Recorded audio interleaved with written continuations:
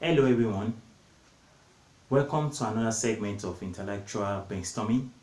I use the opportunity to say a very big thank you to every one of you that have subscribed to our channel.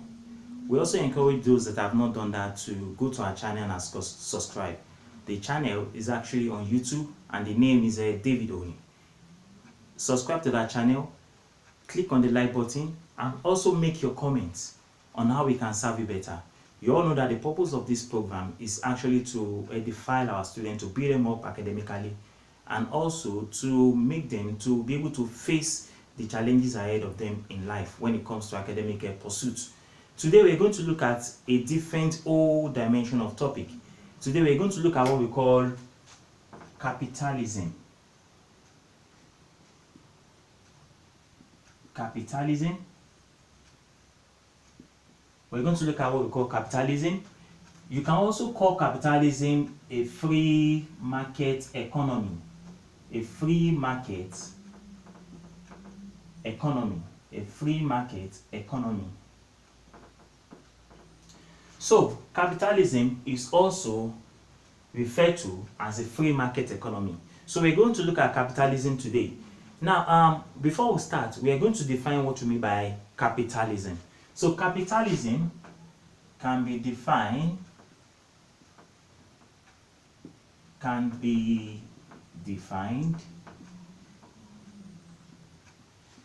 as an economic political system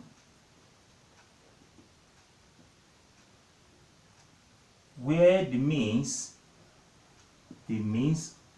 of production, distribution,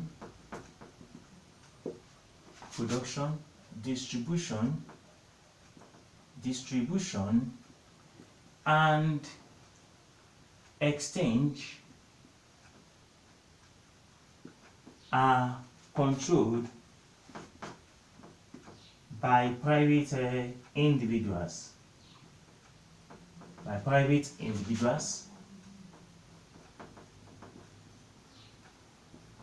With government participation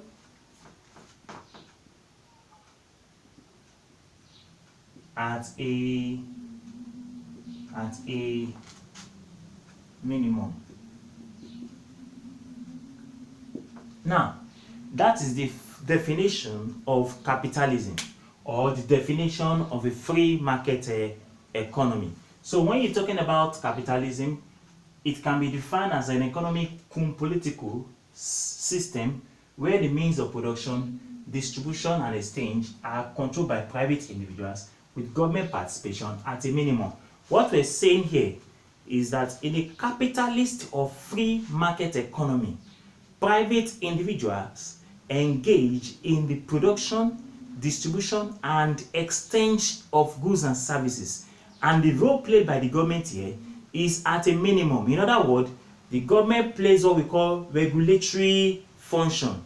So in the capitalist system of government, capitalist economic system, you are saying that in such a system, private individuals are given the privilege, are given the right to control the economic resources within their economic disposal, and the government participates, or what the government does is to participate at a minimum level. So the level of the government is to regulate a capitalist economic system.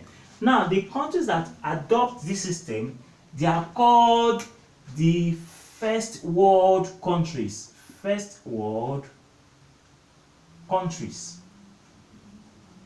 You can refer to them as what? As the first world countries, or the most advanced countries.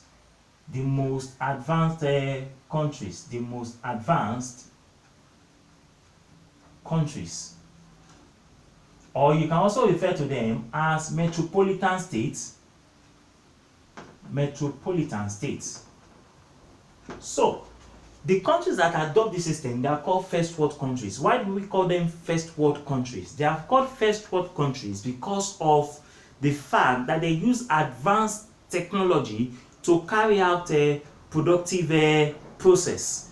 They use advanced technology to carry out a productive process. So in such economies, you discover that they are always producing and producing at larger scales because there are many buyers and many sellers.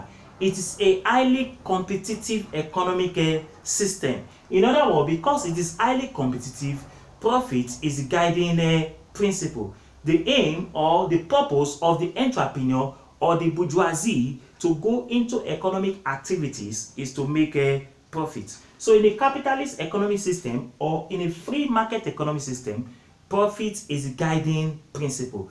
The aim or the purpose of the entrepreneur to go into business activities is to make money. So money is the guiding principle under capitalist economic system. Then let us now quickly look at what we call the characteristics of capitalism. Characteristics of capitalism. Characteristics of capitalism.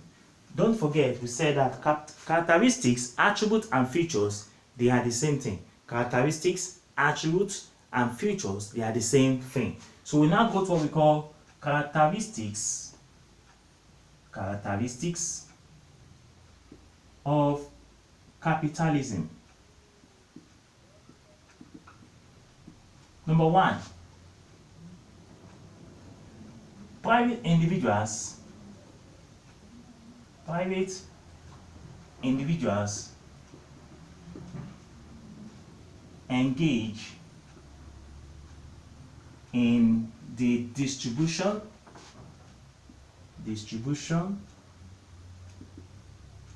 production, and exchange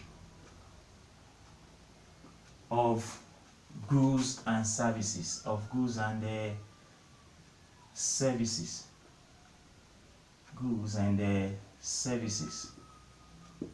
Number two, it is a highly occupational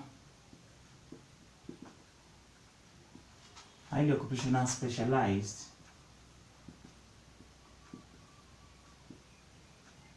system. Number three, profit is the guiding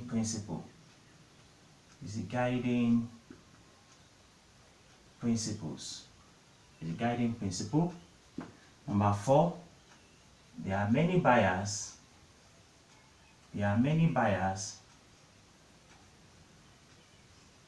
And many buyers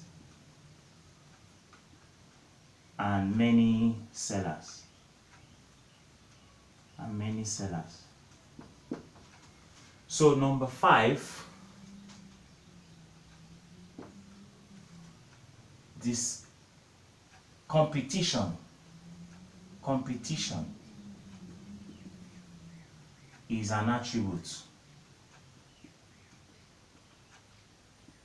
an attribute. Then number six, alternatives